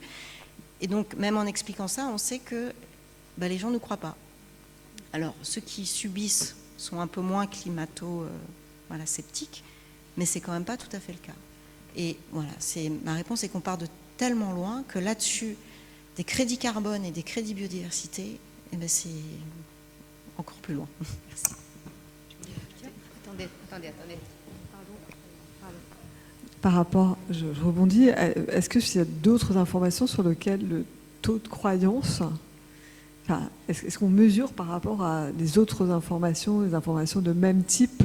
Quand on dit là, les gens, 30% des gens ne croient pas au réchauffement climatique, je ne sais pas, quand vous couvrez un événement là aujourd'hui, il y a des gens qui ne croient pas à la guerre en Israël, tout ce qui peut être montré par les médias. Je suis sûre que ça a été fait aussi, cette étude sur les questions de Covid. Mais je n'ai pas les résultats en tête parce que je ne m'intéresse pas. C'est juste pour avoir un ordre de grandeur. Par contre, sur les questions climatiques, il y a une enquête internationale qui est faite tous les ans. Et il y a aussi la Fondation Jean Jaurès qui, tous les ans, fait des études plus spécifiquement sur la France. Et par contre, j'avais une question. Alors, si effectivement, on ne peut pas financiariser la nature, comment on fait prendre conscience ? Qu'est-ce que vous verriez comme outil pour faire prendre conscience de la valeur de cette nature à des entreprises, par exemple, qui ne raisonnent a priori que sur un aspect financier? Donc, comment vous allez les faire changer, en fait, sur cet aspect Alors, je ne sais pas si c'est un manque de prise de conscience. Et je ne sais pas. La façon la plus efficace, historiquement, c'est la réglementation environnementale contraignante. Après, ça requiert du courage politique, ça requiert d'avoir des politiques qui se préoccupent plus de leur legacy que de leur réélection. Mais il n'y a pas la voie de la valorisation monétaire, au-delà des débats, est-ce que c'est moral, pas moral, on ne sait pas faire. En fait, on ne produit que des chiffres qui n'ont aucun sens. Ça, c'était amplement démontré. Donc c'est une voie sans issue et ça détourne la conversation justement du besoin de ces réglementations. Vous savez, j'avais eu cette conversation avec le chef lobbyiste du ciment à Bruxelles il y a quelques années à propos des marchés carbone, où il m'avait dit, écoute, ces marchés n'ont jamais eu vocation à fonctionner. Entre toi et moi, on pensait qu'ils seraient abandonnés depuis longtemps. On a été agréablement surpris. L'accord de Paris les a sauvés. Mais on sait très bien que d'ici une dizaine d'années, une ville comme Paris ou Londres va être sous l'eau et vont être abandonnés. Donc on gagne juste du temps. Donc il n'y a pas de, il y a pas de prise de conscience. Il y a un bras de fer, effectivement, avec des lobbies qui s'opposent systématiquement à toute réglementation. Il y a des États, effectivement, des gouvernements qui ne sont pas toujours à la hauteur des enjeux. Après, entre autres choses, je me souviens d'une phrase de Jean-Claude Juncker, l'ancien président de la Commission européenne, qui avait dit « La seule chose qui me fait changer mes politiques, c'est 1 million de gens dans la rue ». Et je pense que c'était assez candide. Ouais, et je pense que c'est une question de masse critique, en fait, d'organisation. Et il serait extrêmement utile que, par exemple, vous avez un mouvement pour le changement climatique qui est assez organisé et relativement structuré. C'est absolument pas le cas sur la biodiversité, sur ces marchés, sur la nature qui arrivent. Et il serait absolument crucial que le mouvement climatique s'empare de ce deuxième sujet aussi, par exemple. Et effectivement, après, c'est une question de masse critique et de rapport de force, in fine. C'est compliqué dans la présentation à des moments d'être dans la nuance, mais je suis toujours gênée quand même quand on parle des entreprises en général ou des. Il se trouve que il y a énormément d'entreprises en France. Moi, j'ai fait énormément de reportages sur des entreprises qui ont tout à fait conscience de la destruction de certaines pratiques, des modèles qui font changer. Moi, j'ai eu des conversations avec des chefs d'entreprise qui me parlaient eux-mêmes de décroissance, comment ça allait être important d'arrêter de faire certaines de leurs productions à l'étranger, parce qu'il fallait arrêter d'avoir des transports qui étaient aussi gigantesques, de relocaliser au maximum. Donc, c'est pas des entreprises dont on parle là, d'une façon générale. Il y a certaines entreprises qui font en sorte, voilà, de ce que tu disais tout à l'heure, que les législations n'aboutissent pas, que les législations ne changent pas. Moi, j'ai fait un reportage il n'y a pas si longtemps que ça sur ce que savait Total Énergie du réchauffement climatique à partir des années 70, comment avec les autres pétroliers, ils ont participé pendant les années 80-90 à la stratégie du doute pour montrer dans le débat public que non, c'était pas d'origine humaine, qu'on n'était pas sûr, qu'on savait pas, alors qu'ils étaient les premiers à savoir bien avant parce qu'ils avaient eux-mêmes financé des recherches. Donc voilà, ces entreprises-là aujourd'hui continuent à nous parler de compensation, continuent à nous dire qu'ils investissent énormément, voilà, pour préserver la biodiversité quand ils vont faire, et puis essayer aussi d'avoir un impact positif sur les communautés quand ils vont faire des nouveaux puits de pétrole dans certains pays. Voilà. Donc, ce ne sont pas les entreprises, d'une façon générale. Maintenant, il y a certaines grosses boîtes pour lesquelles il ne faut surtout pas que la législation change. Et la biodiversité concerne beaucoup plus de secteurs de l'économie que le changement climatique.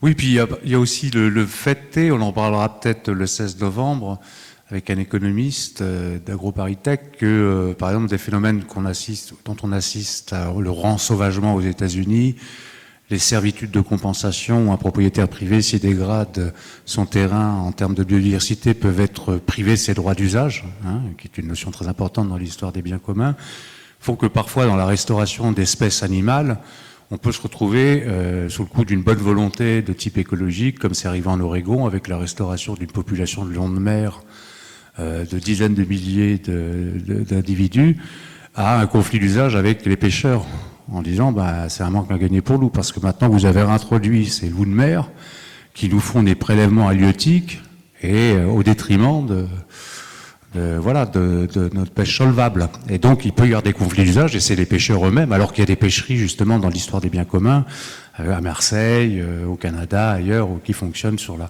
la préservation de la ressource halieutique en forme coopérative, etc. Mais aussi la notion de, si on fait du rensauvagement, si on fait de la restauration de zones humides, etc., on peut aussi avoir un surcroît d'espèces qui entraîne un conflit d'usage entre les humains et les espèces restaurées. Donc c'est aussi un gros problème.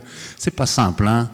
Je voulais juste dire, au cas où vous ne l'auriez pas déjà vu, mais Total a déposé un amendement dans le projet de loi de finances pour créer des méga-sites de restauration français qui sont l'illustration même de l'exemple australien que vous avez décrit, qu'on essaye, nous, à notre petit niveau, petite entreprise, voilà, d'expliquer que la restauration, c'est pas ça, mais voilà, juste.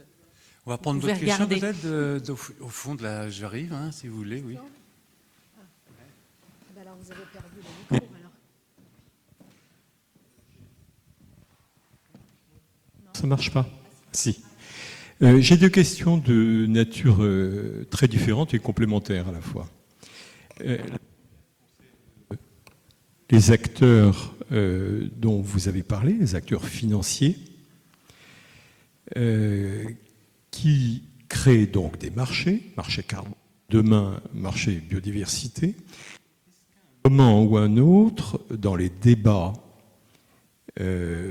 soit ouverts, soit off the records, on les met face à la question des 9 limites biophysiques planétaires. Parce que sinon, on va s'amuser à faire des marchés sur chacune des limites biophysiques planétaires. Or, c'est celles-ci qui sont effectivement garantes de la possibilité que la biosphère continue à fonctionner et à ce que l'habitabilité de la planète, pour l'homme au moins, mais le reste du vivant, puisse effectivement être envisagée. Ça, c'est la première question. Donc, le financier face aux 9 limites planétaires et non pas à une ou à deux, les deux premières. La seconde, il y a un homme politique français, en l'occurrence, qui est le président de la Commission environnement du Parlement européen. C'est un homme extrêmement puissant et compétent sur toutes ces questions. Pascal Canfin. Est-ce que quelqu'un est allé l'interroger pour lui demander ce qu'il pensait de toutes ces politiques? Merci. Non, je te l'avais, c'est vrai.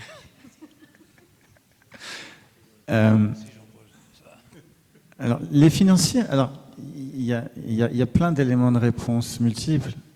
Il faut savoir qu'il y a un énorme déficit d'expertise dans ce sujet-là. C'est-à-dire que la plupart des gens qui se réclament experts en finance verte sont aussi experts que vous et moi. C'est des gens qui connaissent généralement rien à la biologie et pas grand-chose à la finance. Alors, sur la question des limites planétaires, oui, mais ils vont balayer ça d'un revers de main en disant on compense, donc tout va très bien.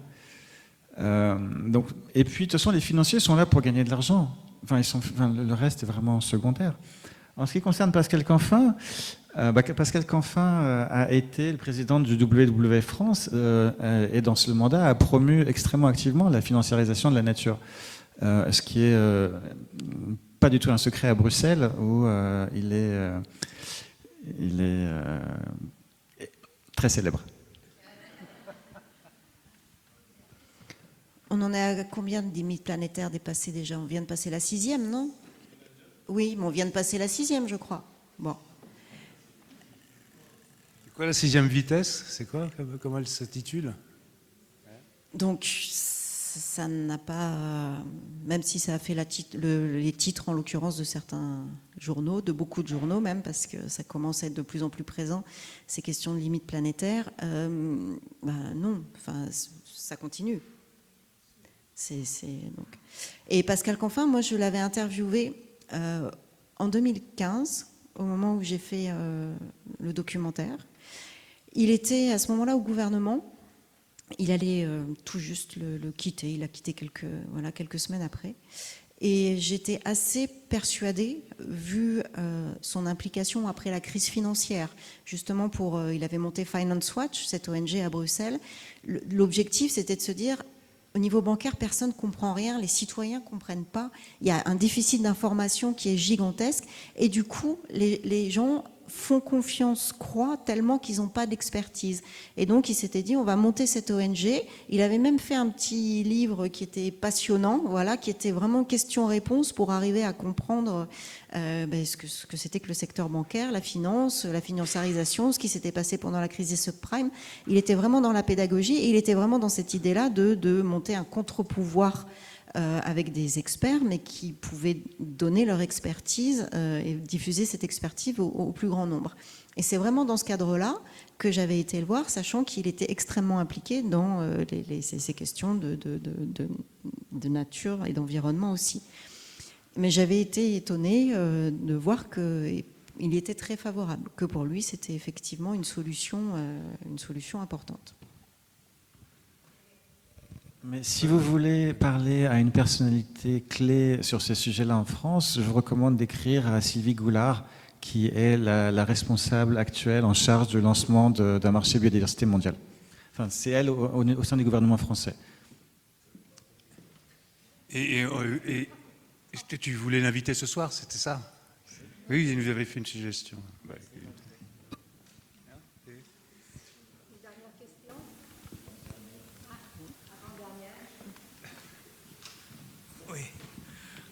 Oui, on a parlé de financiarisation de la nature, mais je crois qu'on comprend mieux les attitudes qui peuvent sembler bizarres si on commence par parler de la financiarisation de nos sociétés, des différents rapports économiques, la valeur des entreprises, le jeu sur leur profitabilité, leurs aptitudes à profiter de la mondialisation, etc. Et c'est dans ce monde-là qu'on arrive à avoir assez de gens crédules pour dire on peut jouer sur ces valeurs-là. Et ça nous amène à repenser aussi le climato-scepticisme. Parce que ce climato-scepticisme, il n'est plus le climato-scepticisme d'il y a 3-4 décennies où on voulait lutter avec des moyens géo-ingénierie et compagnie. on s'est habitué plutôt à ce fait-là, à cette décadence-là, je crois. Et ce qui est devenu important, c'est l'addition qui va avec. Quand vous avez des gens qui souffrent de ces changements climatiques-là, parce qu'ils pensent qu'avec des notions de sobriété, c'est eux, on va les forcer, on va réduire leurs moyens d'action, leurs moyens de vie. Donc je suis un peu soucieux sur cette question depuis quelque temps, et j'ai vu avec plaisir un article du Monde où on passait de climato-scepticisme à un climato-assurisme ou un néologisme. C'est pas le bon néologisme. Réassurer, c'est rassurisme. Ouais. Mais il faut le voir comme ça, comme on parle du changement climatique, c'est une réalité, c'est devenu une réalité, j'irais même jusqu'à dire. C'est maintenant des gens qui parlent en fonction de ce que ça va éventuellement leur coûter, de la façon dont ça va retomber sur eux. Et plus on a des budgets fantastiques, des coûts, on a une notion de ces coûts, plus on a non pas des climato-scepticismes, mais des gens qui disent « vaut mieux pas en parler, c'est une catastrophe, ça va me coûter trop, etc. » Donc il faut aussi avoir cette solidarité. On aura une vision plus claire de la perception de ce changement quand on aura développé des mécanismes de solidarité qui feront que ce n'est pas les plus pauvres qui risquent, toutes choses égales par ailleurs, d'en pâtir le plus. Ouais, absolument. De toute façon, il ne peut pas y avoir de transition si elle n'est pas juste ou à minima perçue comme juste par la population, ce qui passe par probablement un partage du gâteau différent et ce qui explique toute l'opposition politique à ça.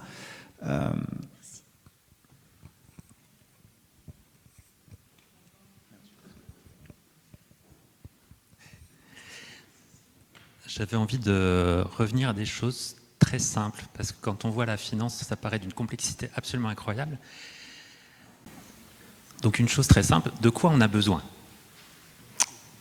On a besoin de restaurer la biodiversité, on a besoin de la protéger, de la conserver, et pour ça on a besoin effectivement d'humains qui soient formés à ça et qui soient sur le terrain pour le faire. Jusque-là, je pense qu'on est à peu près d'accord. Les humains ont besoin effectivement d'argent pour vivre, donc on a besoin de les payer.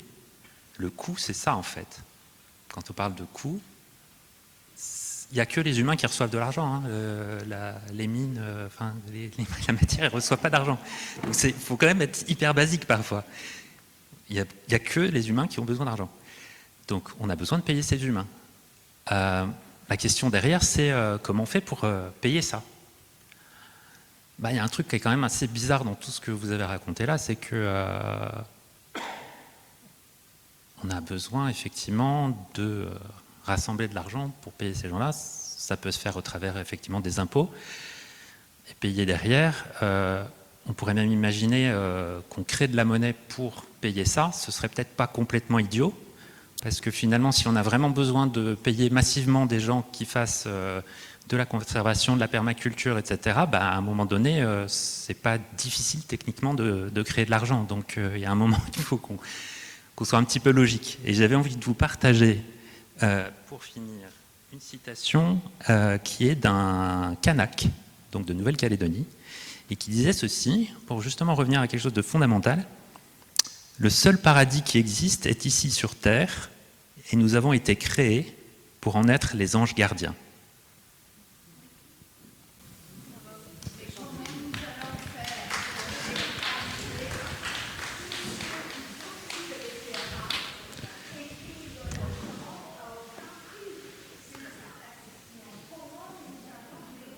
Là.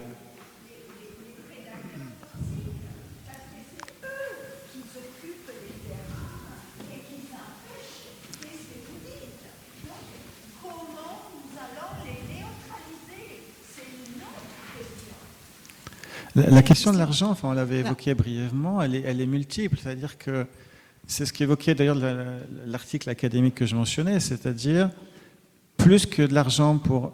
ce qui bloque le plus, il y a plusieurs choses. On le sait. En gros, si un gouvernement aujourd'hui accepte de reconnaître officiellement qu'il y a des limites à la croissance et la croissance infinie n'est pas possible, eh bien, ça veut dire qu'on ne peut plus avoir la paix sociale en disant bah, le gâteau, la taille du gâteau augmente. Si vous dites la taille du gâteau n'augmente plus, vous ouvrez la boîte de Pandore qui est le partage du gâteau. Et aucun gouvernement ne veut toucher ça. Formulé différemment aussi, vous avez la question d'argent qui est bloquante, c'est ce qu'on évoquait, les différences des intérêts acquis, les dynamiques de pouvoir. Presque aucun pays ou entreprise qui a des réserves d'énergie fossile ne veut les abandonner. Donc la question de l'argent n'est pas tant de payer des gens pour faire de la restauration, ça c'est pas des sommes forcément colossales, c'est beaucoup plus des gens qui ont des intérêts économiques qu'ils ne veulent absolument pas abandonner. Donc ça pose les termes de façon un peu différente et je ne pense pas que la question du financement soit le point bloquant.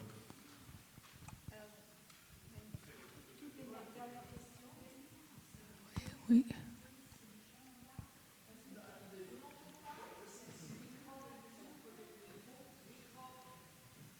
Oui. Oui. On a parlé de la Chine, on a parlé de la frilosité des entreprises de perdre des points de compétitivité. Vous venez de parler de la difficulté de partager le gâteau. Est-ce qu'on a de la visibilité sur justement ce pays qui met en place des grandes politiques en matière de développement durable? Qu'est-ce que c'est véritablement? Qu'est-ce que ça vaut? Qu'est-ce que ça pèse dans son PIB? Quel pays? La Chine. La Chine, je ne l'avais pas dit. Donc voilà, la question c'était de savoir, parce que justement en Occident, il y a cette peur-là de perdre des points de compétitivité, mais de l'autre côté, il y a la Chine qui met en place des politiques de développement durable, de préservation. Ensuite, évidemment, on sait qu'ils vont en Afrique chercher des matières premières, etc., passer des contrats. Ma question, c'est justement de savoir ce que pèsent ces politiques dans leur PIB, dans leur économie. Qu'est-ce qu'il y a dedans? Est-ce que ça vaut véritablement de quoi c'est composé? Est-ce que c'est véritablement sérieux ou est-ce que c'est des choses qui sont juste pour la vitrine? Et voilà, l'idée, c'est de savoir si effectivement, comme d'un côté, il y a des efforts qui sont faits, de l'autre côté aussi, est-ce qu'on peut se dire que c'est des choses qui se valent ou pas du tout? Je ne suis pas spécialiste de la Chine. Ce que je sais de la Chine, c'est qu'il y a à la fois un développement des énergies renouvelables qui est le plus important au monde, je crois bien, mais qu'on a de l'autre côté une utilisation des énergies fossiles qui est en augmentation gigantesque. La Mongolie, par exemple, qui est à côté de la Chine, doit fournir avec ses centrales à charbon une quantité de plus en plus gigantesque de charbon. Et j'ai regardé ça encore il n'y a pas longtemps, c'est à cause de ça qu'Oulan-Bator est devenue la capitale la plus polluée en hiver au monde. C'est parce que ce besoin-là d'extraction du charbon, et puis du coup tout le monde se chauffe aussi au charbon sur place. Donc sur les politiques de développement durable de la Chine, c'est un paradoxe. Je sais que mes collègues dans les reportages ont vraiment montré entre ces usines gigantesques d'installation de panneaux solaires et aussi cette utilisation de charbon qui est vraiment très forte. La Chine, il n'y a pas longtemps, a commencé à mettre en place un marché du carbone. Ils voulaient le faire, ils ne l'ont pas fait finalement. Mais par contre, je ne sais pas sur les marchés biodiversité s'ils vont être partie prenante de ce qui va être fait là dans les mois qui viennent. Et du coup, y a-t-il d'autres pays qui sont vertueux dont on pourrait s'inspirer? Est-ce qu'il y a des politiques publiques qui permettent d'entrevoir la fin du tunnel? Il y a un pays d'Amérique centrale récemment qui a... Non, absolument pas.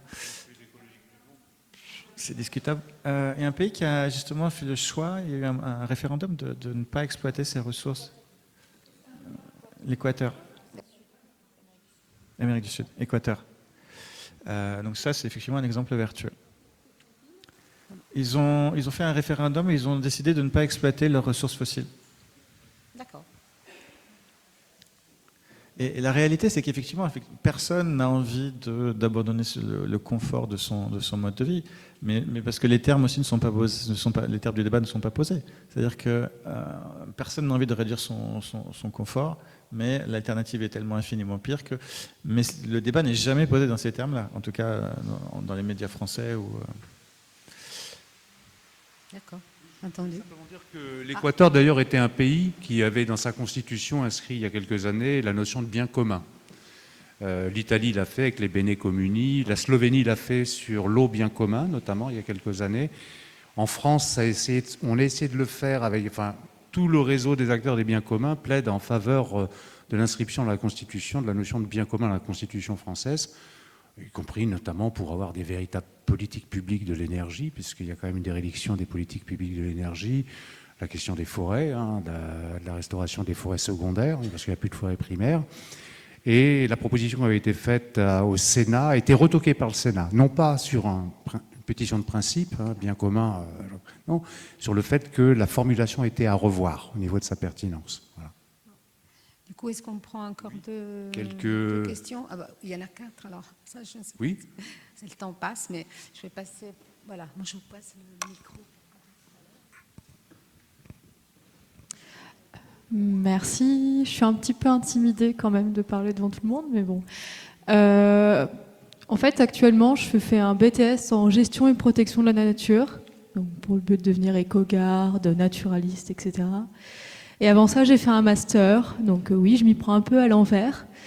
Et j'adore participer à ce genre de réunions. On a bien vu qu'il y avait des méchants, que le monde ne tourne pas rond. Et à la suite de ce genre de réunion, j'aimerais connaître des solutions. Est-ce que le fait de dénoncer ce genre de pratique suffira, ou est-ce que vous proposez des solutions peut-être plus actives pour y remédier?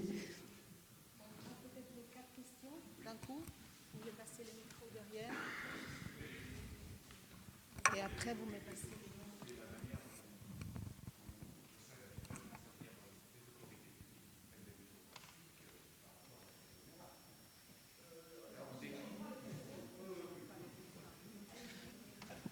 Oui, bonjour, merci pour vos interventions. Je voulais revenir sur ce que vous avez dit, monsieur Frédéric H. Si c'est possible d'aller un peu plus loin sur l'initiative franco-britannique qui va se passer au niveau de la COP24, vous expliquer ce qui va se passer et puis les risques derrière. Merci. Oui. Bonjour. Donc, en fait, si on parle du climat, par exemple, et des émissions carbone, on sait que pour les entreprises, il y a des leviers de décarbonation, c'est-à-dire d'essayer de continuer une activité, bon, pas pour les sociétés qui sont dans les hydrocarbures, mais pour le reste des entreprises, de pouvoir produire tout en émettant moins d'émissions carbone. Donc il y a quand même un mouvement de décarbonation des entreprises. Pour ce qui est de la biodiversité, j'ai du mal à voir en fait comment, dans l'économie actuelle, une entreprise peut continuer à produire tout en réduisant son impact sur la biodiversité. Enfin, quels sont les leviers en fait de produire en impactant moins la biodiversité? Alors peut-être que pour l'agriculture, effectivement, il y a des leviers, mais voilà, je voudrais un petit peu savoir s'il y a des pistes et quels sont les secteurs en fait qui sont les plus destructeurs de biodiversité. Voilà. Bonjour. En vous entendant, en fait, j'ai l'impression que c'est un petit peu un dialogue de sourds, comme s'il y avait deux gâteaux. Il y a un gâteau de la finance, on essaye de se partager le fameux gâteau, et on veut toujours qu'il croisse. Et puis il y a le deuxième gâteau, c'est la planète. Et là, c'est pareil, on a tout un tas de personnes qui veulent se le répartir, ou en tout cas essayer de préserver sa part de la planète où il peut encore vivre. À quel moment on essaye de faire... On mélange les ingrédients et on fait qu'un seul gâteau et en se disant qu'on se le partage tous en fait. Voilà, c'est une image qui ressort en vous écoutant. Donc, je ne sais pas si vous avez la réponse. Je vous laisse répondre. Alors, je prétends certainement pas avoir les solutions. Ah, pardon, je vais oublier, sinon j'ai la mémoire qui... Je pense que enfin, chacun tire ses leçons de l'histoire, hein, mais que ce soit le mouvement des droits civiques américains, le mouvement des suffragettes, le Front populaire, etc., on sait ce qui fonctionne, enfin, l'organisation et le fait d'avoir une masse critique fonctionne. On sait, enfin, par exemple, sur ces sujets-là, ce qui est assez frappant, c'est que c'est assez facile pour les gens de comprendre que, bien évidemment, ça ne fonctionne jamais, c'est ça. Mais il y a très peu de gens qui sont au courant de cette histoire. Et je pense que quand il y a une masse critique qui est au courant, eh bien, ça peut avoir un impact, effectivement. C'est quelque chose de longue haleine. Après, concrètement, il y a d'autres choses. Par exemple, une initiative sur laquelle je travaille actuellement, qui est une goutte d'eau, hein, pareil, ne prétend pas du tout changer la donne, mais comme on voit de plus en plus de propositions de deals prédatrices sur les terres indigènes, moi, je travaille avec Navdanya, qui est l'ONG de Vandana Shiva, avec Survival International et d'autres, pour faire des séries de vidéos pédagogiques à destination de ces communautés-là, pour les prévenir qu'elles pourraient être approchées pour ce genre de... et donc savoir quel est le contexte, quels sont les risques, quels sont les bénéfices pour elles, quelles sont les questions à poser, etc. Ce genre de choses. Sur la question de l'accord franco-anglais, eh bien, c'était lancé lors du sommet pour un nouveau pacte financier mondial qui a eu lieu en juin, avec une couverture médiatique absolument inexistante, ou quasi inexistante, et je crains que ce soit la même chose autour de la COP28. Mais effectivement, il y a la France et l'Angleterre qui ont donc lancé une feuille de route pour créer un marché biodiversité mondial, qui était censé être présenté donc, au mois de novembre et être prêt à démarrer l'année prochaine. Ça fait suite à la COP 15, la COP biodiversité de l'an dernier, où il y a eu l'objectif 19D du cadre biodiversité mondial qui promeut la compensation biodiversité. Donc on a un cadre onusien mondial maintenant qui englobe ça, comme c'était le cas avec Kyoto pour le carbone. Et vous avez un conseil scientifique qui a été nommé il y a de ça quelques semaines, dans la composition extrêmement déséquilibrée, sans surprise. Mais voilà, on n'a pas beaucoup plus d'éléments que ça à ce stade-là. Sur la question des secteurs, enfin, je suis tout à fait d'accord avec ce que vous disiez sur la difficulté de réduire l'empreinte biodiversité. Ça touche beaucoup plus de secteurs et c'est extrêmement difficile. Il y a des exemples positifs d'entreprises qui imposent des contraintes un peu plus strictes à leurs fournisseurs, dans leur supply chain. Mais effectivement, réduire de façon drastique notre empreinte sur la biodiversité sans décroissance, sans changement de mode de vie est extrêmement compliqué.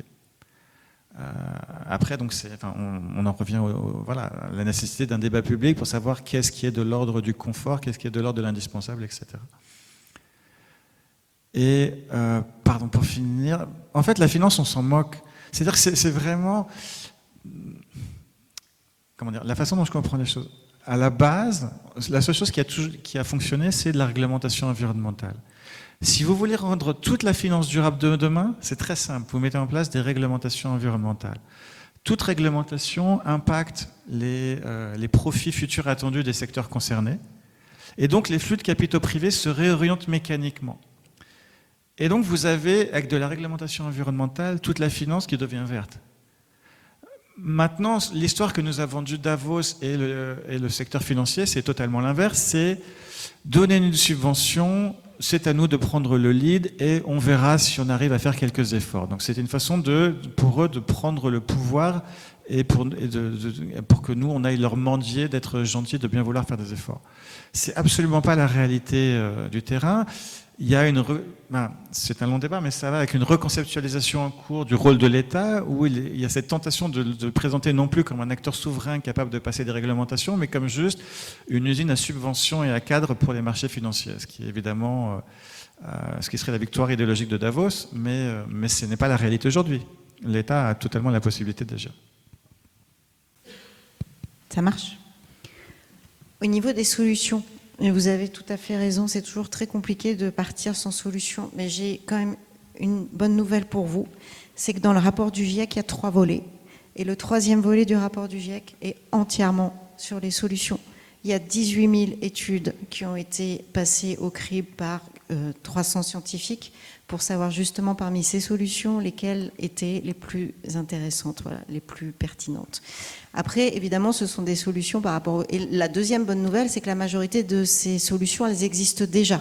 C'est pas dans un futur hypothétique où on fera de la capture du carbone et on arrivera à enlever le carbone de l'atmosphère. On est vraiment sur des solutions qui existent. Donc, je parlais de rénovation énergétique tout à l'heure. Enfin, c'est des solutions d'électrification, c'est des solutions qui sont connues, qui sont très simples. Il y a absolument rien de révolutionnaire dedans. Mais sur des questions climatiques et de biodiversité, elles existent déjà. Après, ça donne pas une solution par rapport au thème qu'on a vu là, aujourd'hui, sur des questions de financiarisation. Je pense que ça, il n'y a que vous-même, à titre individuel, qui pourrait savoir où est-ce que vous vous sentirez quelque part la plus utile en voyant l'éventail des solutions.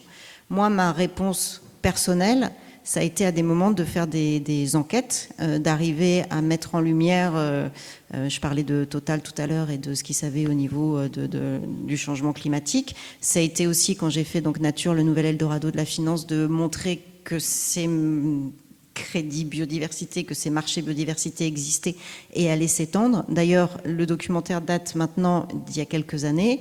Il y a quand même plusieurs personnes qui m'ont dit à cette époque, c'est absolument n'importe quoi, c'est pas du tout ce qui va se passer. Or, c'est exactement ce qui est en train de se passer, parce que c'est ce que les acteurs de terrain voyaient déjà arriver. Donc ça a été, cette dénonciation-là, pour moi, est une des solutions, parce que je pense que l'information, c'est posséder des informations, c'est avoir un certain pouvoir. Voilà, c'est avoir une connaissance, c'est un certain pouvoir. Après, voilà, je ne peux pas répondre spécifiquement pour vous. Et une autre chose par rapport aux solutions, parce qu'on reste dessus. Vous parliez tout à l'heure des entreprises par rapport à la biodiversité, mais si, on a des solutions. Alors, elles ne sont pas encore assez généralisées, mais par exemple, il y a une grande marque de cosmétiques pour enfants qui s'est rendu compte, et c'était avant la guerre entre la Russie et l'Ukraine, que il y avait énormément, ils ont besoin d'huile pour faire des crèmes pour les enfants, que cette huile venait beaucoup d'Ukraine, donc c'était un peu problématique. Ils ont fait aussi leur bilan, on va dire, carbone, et ils se sont dit que c'était pas possible, qu'il fallait relocaliser les productions donc vers les usines où ils étaient. Puis ils se sont aussi rendus compte qu'ils étaient présents dans 10 pays et que dans ces 10 pays-là, il y avait un actif qui venait de telle plante au Brésil, un actif qui venait de telle plante en Amérique du Nord, une autre qui était en Ukraine, etc. Et qu'ils mélangeaient tout ça dans toutes les usines et qu'après, ils réexportaient tous les produits qui étaient exactement les mêmes dans les pays différents. Voilà. Là, ils ont décidé que d'ici 2050, ils n'auraient plus que 1 ou 2 produits par pays, que chacun de ces produits-là serait différent et serait fait uniquement avec ce qu'il y avait, les productions qui étaient autour de chez eux, et que quand ils utilisaient des productions agricoles, ça ne pouvait être que des rebuts des productions agricoles pour ne pas rentrer en compétition avec l'alimentation humaine. Voilà. Donc c'est ce qu'ils sont en train d'essayer de mettre en place. Ils vont gagner moins d'argent, ils le savent, ils ont déjà calculé combien d'argent en moins ils allaient gagner. Par contre, ce qu'ils espèrent, c'est d'être toujours vivant en tant qu'entreprise en 2050 et de ne pas avoir utilisé trop de ressources. Il y a aussi, je vous donne un autre exemple, il y a la Convention des entreprises pour le climat qui s'est créée il y a 2 ou 3 ans, et il se trouve que c'est bien loin du greenwashing, c'est vraiment des entreprises qui, grâce à des formations de scientifiques du GIEC qui sont venus les voir, ils se sont rendus compte de leur impact au niveau des émissions de gaz à effet de serre, mais aussi sur la biodiversité. Et ils sont en train de revoir leur modèle économique. Donc moi, j'ai interviewé un grand patron d'une boîte de transport, la plus grosse boîte de transport en France. Et là, ce qu'ils sont en train de faire, c'est comment faire en sorte de mettre moins de camions sur les routes. Donc construire moins, de les faire en électrique, mais surtout d'en mettre beaucoup moins. Ouais. Juste un dernier point sur la biodiversité. Ce dont on s'est aperçu sur le climat, c'est que la compensation carbone, maintenant, il y a beaucoup de gens, quand même, un certain nombre de gens qui savent que ça ne fonctionne pas. Ça a été assez ridiculisé. Vous avez eu un épisode de John Oliver, vous avez eu pas mal de choses, au point qu'un certain nombre d'entreprises, maintenant, ont arrêté ou ont fortement réduit leurs achats de ces crédits de compensation carbone. Et du coup, vous avez une énorme surproduction de crédit et très peu d'acheteurs. Idéalement, en fait, il faudrait faire la même chose. Enfin, c'est une bataille pour l'opinion publique. Si on arrive à ridiculiser les crédits biodiversité, eh bien, il n'y aura pas d'acheteurs, il n'y aura pas de marché, etc. Merci. Chez les micros. Merci beaucoup à Sandrine, à Frédéric H.